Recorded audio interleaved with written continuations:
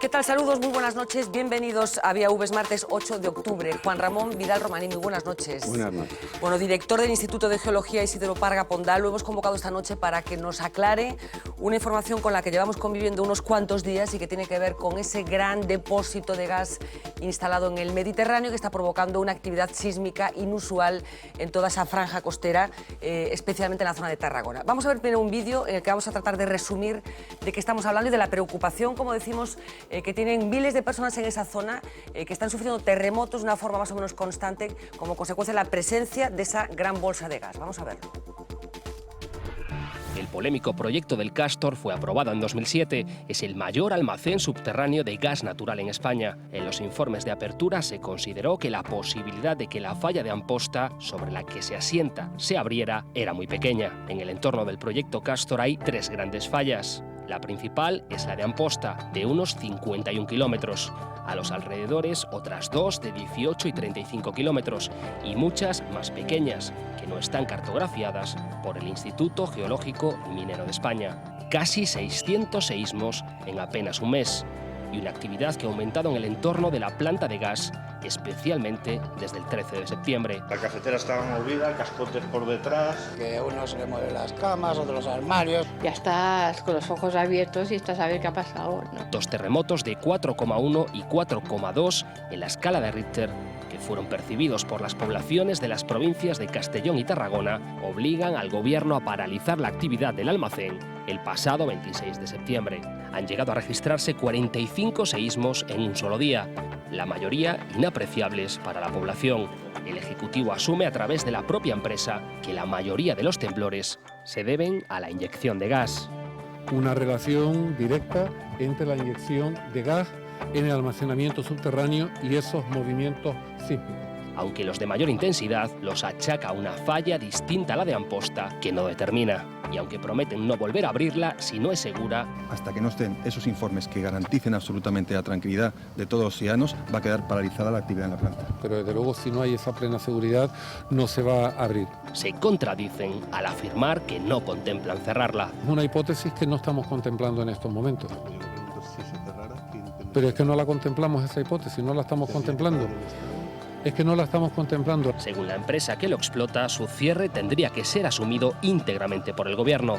Con la planta parada, la frecuencia y la magnitud han descendido en los últimos días. La multinacional Shell, que explotó el yacimiento de Amposta desde 1973 a 1988, ya advirtió de la peligrosidad sísmica en el aprovechamiento futuro de la cavidad submarina. Algo parecido a lo que estamos viendo en el Levante español sucedió hace 2 décadas en el campo de gas de Lac, cerca de la población francesa de Pau. La zona fue utilizada como almacén y durante el proceso de inyección llegaron a registrarse 800 terremotos de pequeña magnitud. Bueno, hablamos de ese gran depósito ubicado a 1.800 metros. ¿Puede un almacén de gas como este provocar o inducir una actividad sísmica? Bueno, a los hechos nos remitimos, ¿no? Evidentemente lo que había en ese depósito antes era petróleo, que es un líquido, aunque sea muy denso, y ahora se sustituye por una cosa que es gaseosa y además se la inyecta a presión para que quepa más.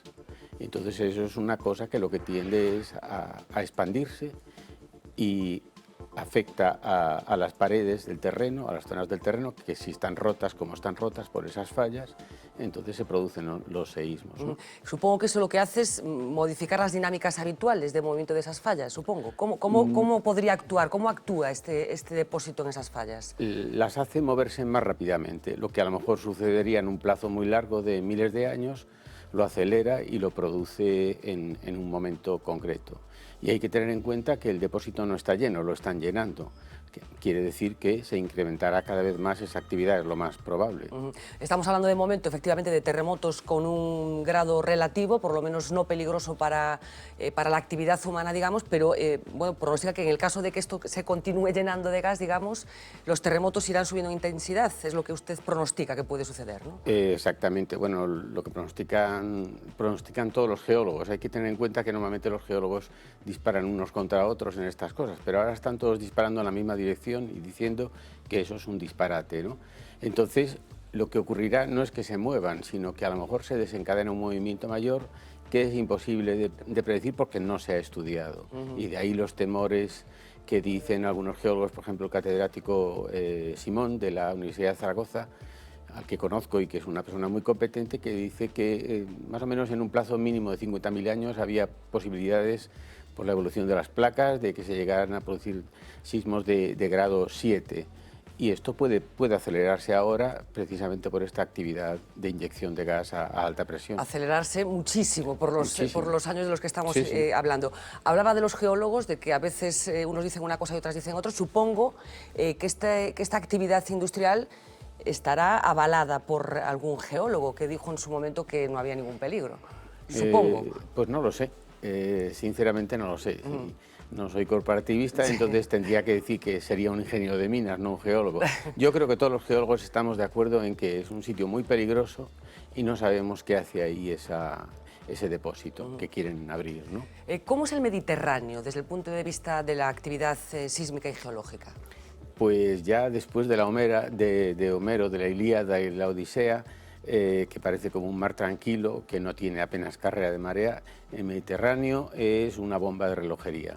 Tiene dos enormes volcanes, como es el Etna y el Vesubio, activos, que de vez en cuando dan muchos problemas, que pueden producir cualquier cosa en cualquier momento, y eso ya indica un grado de geotérmico, de calor en profundidad, es decir, que ahí la corteza está muy caliente.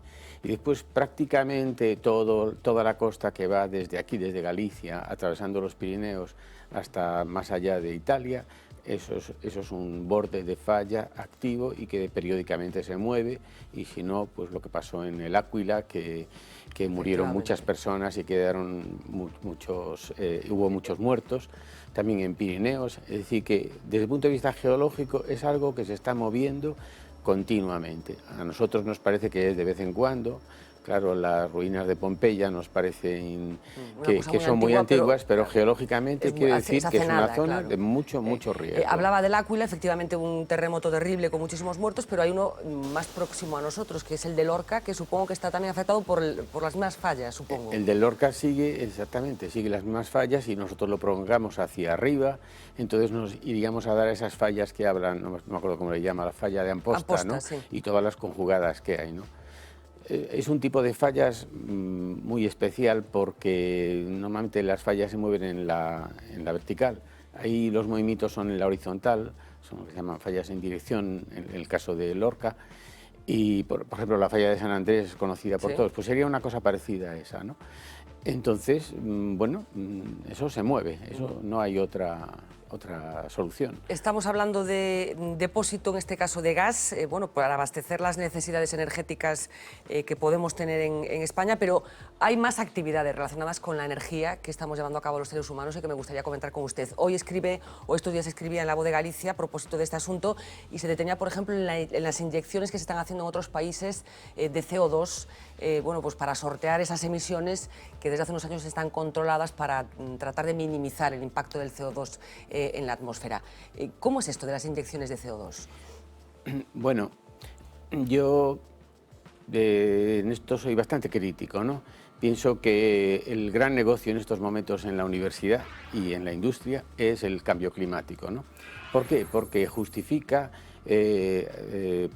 numerosos proyectos que tienen como fin mitigar el cambio climático. ¿Cómo se mitiga el cambio climático? Pues hay muchos inventos, a cada cual más disparatado, pero uno de ellos es decir, pues ya que producimos CO2, entonces lo vamos a enterrar. En lugar de emitirlo a la atmósfera, lo metemos en el subsuelo. Lo enterramos y así no va para la atmósfera. Hay otras soluciones más cínicas, ¿no? Como ir a un país subdesarrollado y decirle, como tú no puedes producir, te compro tu cuota y yo puedo contaminar más, ¿no?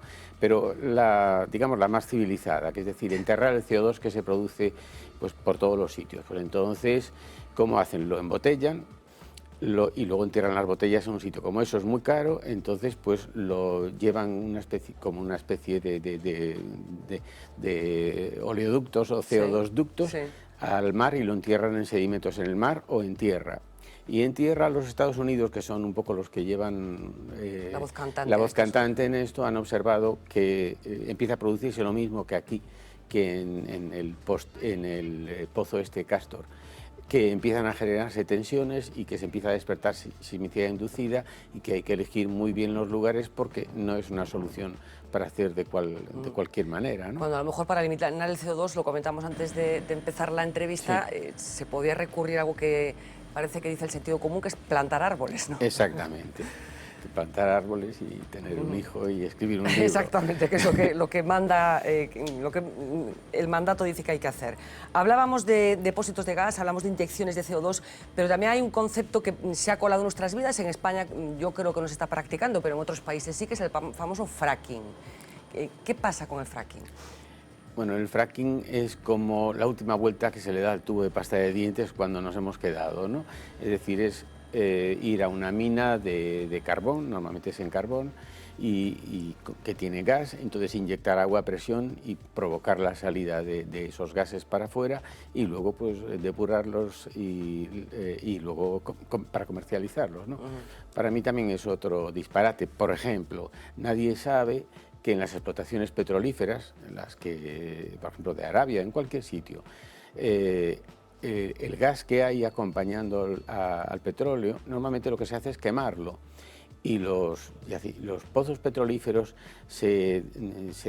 digamos, se explotan a una velocidad tan rápida, porque lo que quieren es hacer negocio y vender y sacar más dinero, que dejan a veces hasta el 20 y el 30% del petróleo allí y luego pasan a otro porque lo que quieren es explotar a toda prisa. Entonces esto del fracking, que consiste pues eso, en minas de carbón o en destilar pizarras con contenido en carbón para producir esos gases, no sé, yo creo que es otra moda también para fingir que no tenemos recursos energéticos y para que alguien haga muchísimo dinero por el camino. Ese siempre es el objetivo final. Bueno, estábamos hablando de actividad sísmica en el entorno del Mediterráneo, pero siempre que en Galicia oímos hablar de actividad sísmica nos retrotraemos unos pocos años atrás, año 95, año 97, con aquella acumulación de fenómenos sísmicos en un triángulo muy concreto que vamos a recordar con Marina Chiavegato, y vamos a actualizar para que un sabio en estos asuntos como Juan Ramón Vidal Romaní nos actualice, a ver exactamente qué problemas podemos tener aquí en Galicia con los terremotos. Marina, cuéntanos. Pues Fernanda, ya lo contabas tú, los terremotos más destacados de Galicia se produjeron en el año 1997. Entonces se llegó a registrar una ráfaga de hasta 15 terremotos. El de más intensidad alcanzó los 5,1 grados en la escala de Richter. Desde entonces se elevó el nivel de peligro de nuestra comunidad y también trajo una norma de construcción sismorresistente más severa. La zona más sísmica de Galicia es el conocido como el Triángulo de Becerreá, Tricastela, Sarria. Se debe a las tensiones en los sistemas de falla. Según la Xunta de Galicia, de los municipios gallegos, el 21% tiene un riesgo bajo de terremotos, el 77% un riesgo mediano y el 1,3% una probabilidad alta de sismos, aunque en los últimos años el riesgo sísmico se está desplazando hacia el sur. Las fallas más activas están localizadas en un corredor que va de ese triángulo hacia el sur de Galicia y también el norte de Portugal. Fernanda. ¿Por qué dejó de temblar la Tierra en ese triángulo? Porque estamos hablando de un par de años muy concretos, 95-97, la gente desarrolló una cierta psicosis. ¿Por qué paró? Bueno, por lo mismo que empezó. Sí, también, pero en el Mediterráneo decían que no pasaba nada y ahora les está pasando. Es decir, porque las fórmulas no existen más que para las mesas o para los laboratorios, pero la naturaleza, si no se la conoce bien, y es el caso que nosotros no la conocemos bien, entonces no sabemos predecir. Podemos decir más o menos probabilidades y las probabilidades de que se produzca un terremoto de tal grado están en función de hasta dónde llega nuestra base de datos. Entonces, bueno, en 300 años no ha pasado de 5, pues entonces eso es lo máximo. Esa es la forma tan sencilla de predecir eso. Entonces, ¿qué ocurre? Que en ese momento, ese triángulo de las Bermudas nuestro, ¿no? Cobró protagonismo en ese año, en el 97, 15 terremotos, ¿no? Pero es que hay muchísimas más fallas. Las fallas, digamos, más problemáticas que hay en Galicia, las más jóvenes, son más recientes, quiero decir, son unas que van paralelas a la costa cantábrica y llegan prácticamente hasta As Pontes y después a San Andrés de Teixido, ¿no? Y después hay otras transversales, más o menos desde del nor-noroeste, sur-sureste, en las que están pues, las rías, por ejemplo, y otros accidentes más, valles, ¿no? Y esos dos conjuntos de fallas se mueven cuando les peta, como dicen por aquí, ¿no? No cuando nosotros queremos, ¿no? Entonces lo que tenemos que hacer es, teniendo en cuenta ese riesgo, pues no hacer coincidir en esas direcciones determinadas actuaciones que pueden ser peligrosas. Por ejemplo, dentro de esas actuaciones potencialmente peligrosas estaría el lago de As Pontes, con el que se cubrió esa actividad minera que durante tantos años ocupó a la población de As Pontes. El lago de As Pontes es lo mismo que el pozo Castor, solo que está en superficie. El pozo Castor está a 50 metros de profundidad, sí, y luego 1500 por debajo, y aún así se mueve, ¿no? Cuando le inyectan gas. Entonces, el problema de As Pontes es que nosotros hemos puesto encima de la falla, no dentro del terreno, sino encima, esa masa muy grande de agua. Y ojalá no pase nunca nada, ojalá me equivoque y me llamen todos burros, ¿no? Pero el problema es que si ahora mismo nos dicen, dentro de una semana va a haber tal cosa en As Pontes, va a haber no da tiempo de desaguar. ¿Por qué? Porque se podía haber hecho un dispositivo, no acumular tanta agua, hacer algún tipo de desagüe que permitiera desaguar eso, pero es que estamos vendidos, es decir, hay pocas probabilidades, pero si pasa, no tenemos defensa ninguna. ¿Y si pasa, qué pasaría?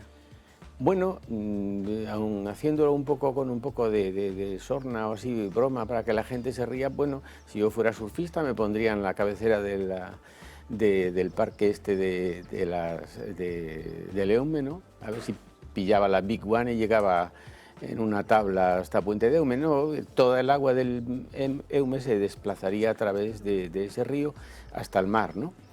En el peor de los casos, Lo normal es que hubiera un movimiento de masas de terreno, se llenara el lago con eso y saliera el agua y, bueno, también han tomado algunas precauciones, han puesto algunas murallas bordeando o muros bordeando el lago para tratar de impedir eso, pero quiere decir que quizás lo peligroso sea que persistan los del pozo Castor, ¿no?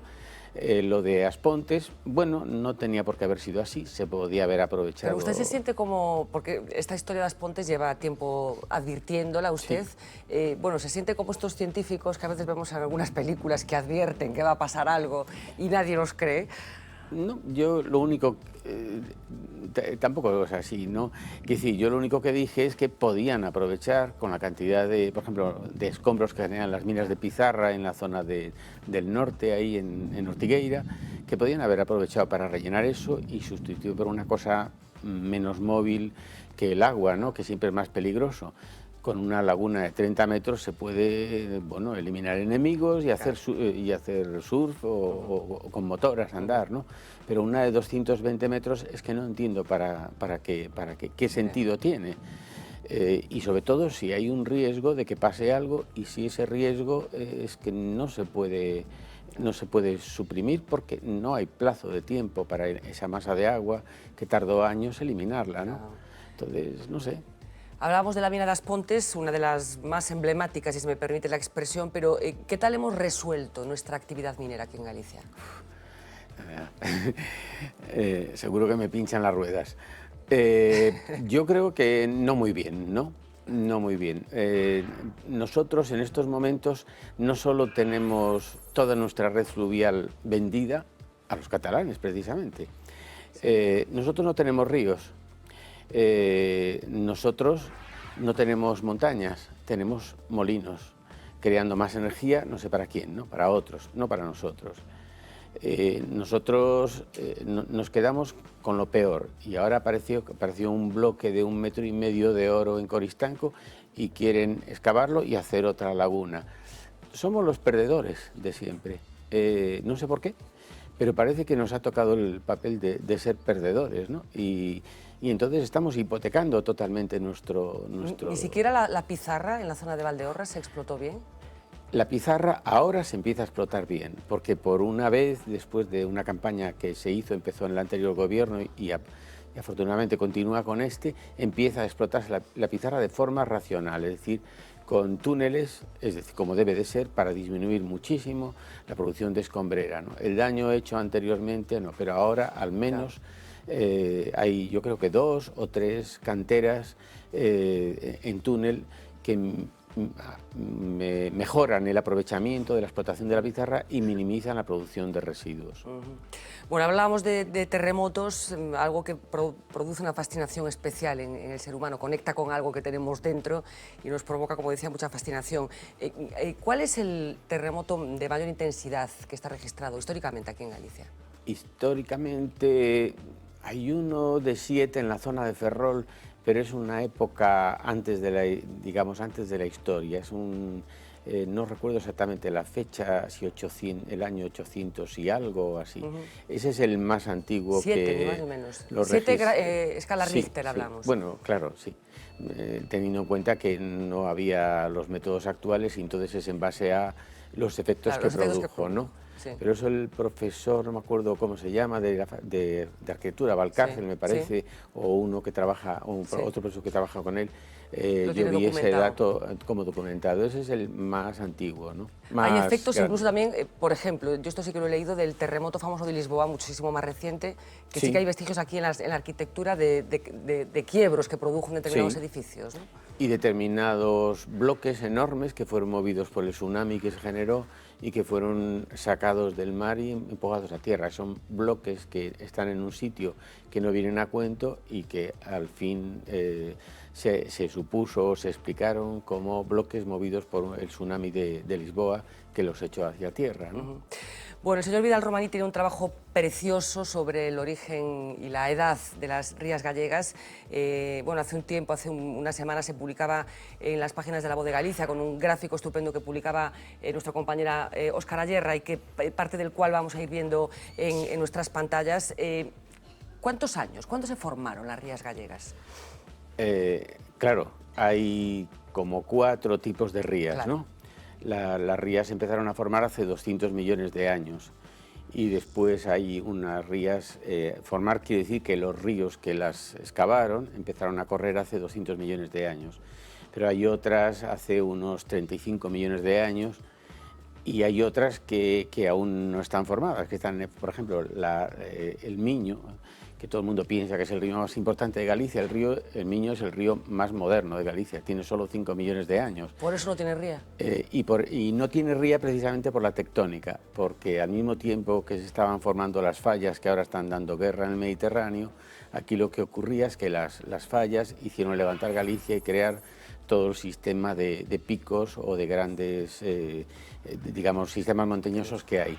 Si no hubiera sido por eso, no hubiera habido glaciarismo en Galicia, ¿no? De manera que para nosotros, aparte de formar las rías, la tectónica, esta terciaria, de entre 65 y 24 millones de años antes de ahora, además de eso, pues contribuyó a que todas las montañas que vemos actualmente se formaran en esa época también y después que algunas rías incluso desaparecieran, como la del Miño, que probablemente sería del Sil, porque el Miño es un ladrón. ¿Es un ladrón? Es un ladrón, en realidad es el Sil, el río que desembocaría. Sí, bueno, hay un refrán que es como el Sil lleva el agua y el Miño la fama, ¿no? Me parece que es. Pues eso es cierto. Así que estamos hablando que las Rías Baixas serían las más antiguas desde el punto de vista geológico. Las rías, sí, las más antiguas. 110 millones de años. 110 millones de años. Es cuando, digamos, son invadidas por primera vez por el mar, ¿no? Las altas 25 y las medias, digamos, 5, que serían las más recientes. Son edades aproximadas. Aproximadamente, sí. Aquí un año arriba o un año abajo, claro,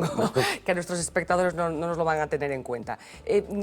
¿Cuál fue el fenómeno que se produjo para que en estos momentos disfrutemos de un elemento tan singular, no excepcional, no único en el mundo, pero sí no frecuente? ¿Qué pasó en el terreno para que esto se produjera? Primero los ríos y después, primero los ríos y después, en los últimos 2,5 millones de años, lo que ocurrió es que el nivel del mar, no había muchos coches, pero subió, bajó hasta 14 veces, ¿no?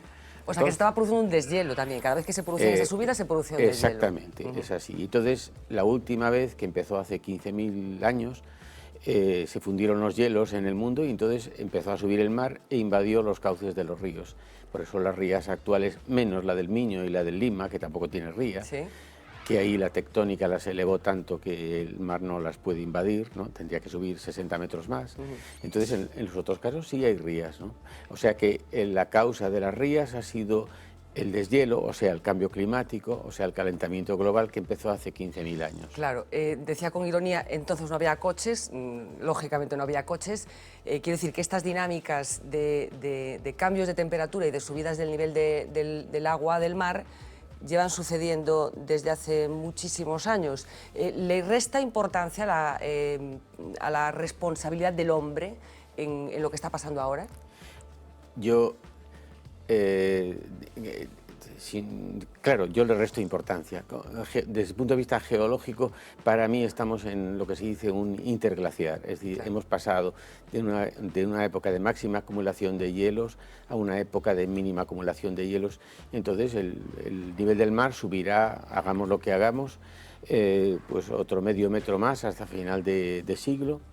Y después probablemente empiece a bajar otra vez. El fenómeno inverso otra vez. Sí. ¿Y qué va a pasar con Galicia, con esa subida del nivel del agua? ¿En qué va a cambiar la costa? Bueno, Coruña ya se está preparando porque ha hecho sus murallas, ¿no? Pero otras ciudades quedarán debajo del agua, sobre todo las costeras, ¿no? Al menos la parte que esté más o menos hasta unos, no mucho, no más de 5 metros. O sea, el Berbés, por ejemplo, lo tiene fastidiado. Bueno, que tendrá playa. O sea que... Eso no está mal tampoco. Sí. Pero bueno, solo pueblos que están muy, por ejemplo, Don Barro, pues sí, quedará debajo del agua. Ya ahora está al borde, pues los hórreos con barro, eso quedarán debajo del agua, ¿no? Es decir, todo lo que esté más o menos a unos 5 más 10 metros puede verse afectado por la subida del nivel del mar. Pero la mayor parte de la costa gallega es rocosa y no ha sufrido nada. Nosotros hemos estudiado, pues por ejemplo, dunas. Hay una cerca de Coruña, ahí en el Monte de San Pedro, que tiene 300.000 años, y lleva 300.000 años sin haberla afectado el nivel del mar. ¿Cuándo se formó? Cuando el nivel del mar estaba más bajo. O sea que la costa de Galicia, a pesar de los terremotos y es bastante estable, la costa rocosa.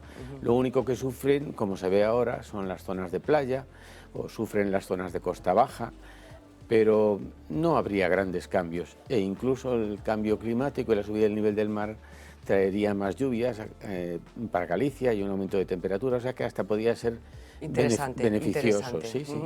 Bueno, hablamos de las rías, presumimos mucho de rías porque, entre otras cosas, bueno, pues nos ha reportado cosas muy interesantes, por ejemplo, los centollos o los percebes. ¿Es tan singular, desde el punto de vista geológico, las rías? ¿Es tan infrecuente? La abundancia sí, en el mismo sitio. Hay otras, algunas en Estados Unidos, también en Chile, también en Corea, alguna, pero las repeticiones casi como los fiordos de Noruega. Lo que pasa es que aquí no son glaciares sino los ríos los que las han excavado.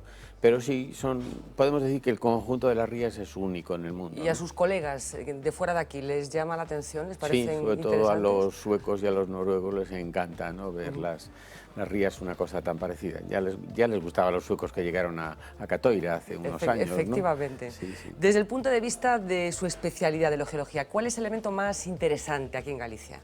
Últimamente, lo más interesante es que gracias a un grupo de compañeros de un club espeleológico de Vigo, hemos encontrado unos sistemas de ríos subterráneos, precisamente en su tierra, en Orense, increíble.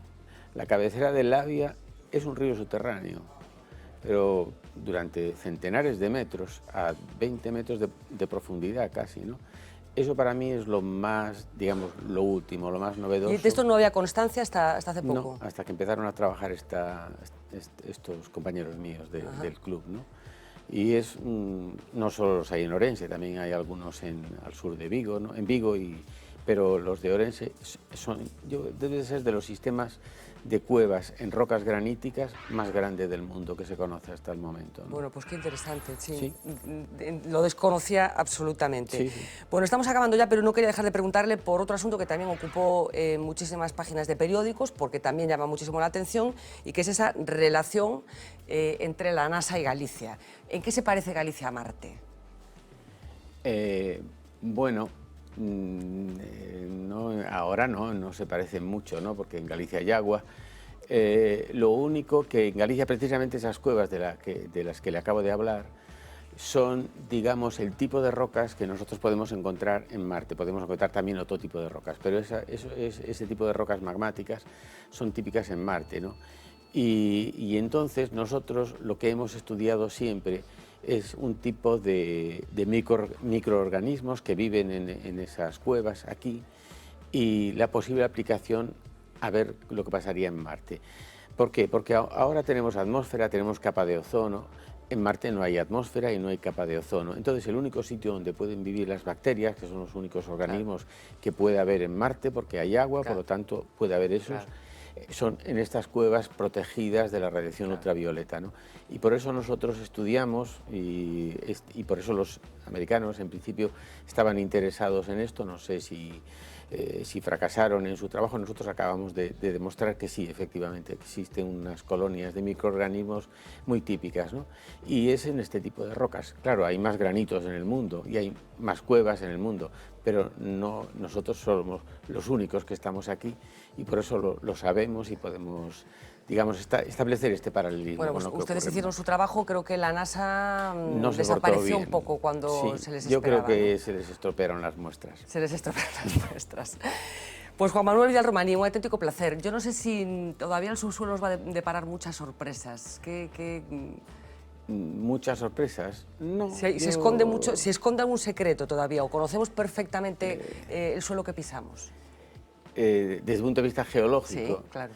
Bueno, no sé, yo por barrer para casa, pues diría las investigaciones que estamos haciendo, por ejemplo, de especies extinguidas como el oso de las cavernas, precisamente con una compañera mía de la universidad, Aurora Grandal, pues se están descubriendo que los últimos osos de las cavernas que vivieron precisamente llegaron a Galicia. Parece que esto era el último, en Orense también, no es por señalar.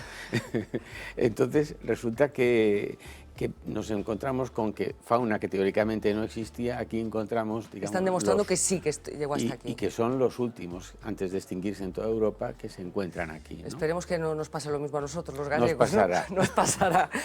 En fin, que muchísimas gracias, de verdad, un auténtico placer, deliciosa conversación la que hemos mantenido con usted, y buscaremos otra excusa para convocarlo aquí a hablar un ratito de geología. Pues muchísimas gracias y buenas noches. Nos vamos a hacer una pequeña pausa publicitaria. Vamos a hacer una pequeña pausa que incluye una pequeña visita al Corte Inglés para comprar algún trapito, y a la vuelta hablamos de cosas que han sucedido, incluido ese sorprendente varamiento de ballenas en las últimas horas, como saben, en playas gallegas, y asuntos que tienen que ver con la actualidad más política. Enseguida regresamos.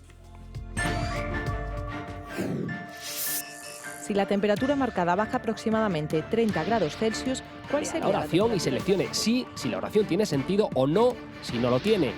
3 niñas se comieron el autobús. ¿En qué periodo se produjo un descenso de nacimientos? ¿Qué es esto? ¿Oreja? ¿Jabón? ¿Cuántas ¿labio? centrales eólicas se necesitarían para reemplazar la energía generada por el reactor nuclear?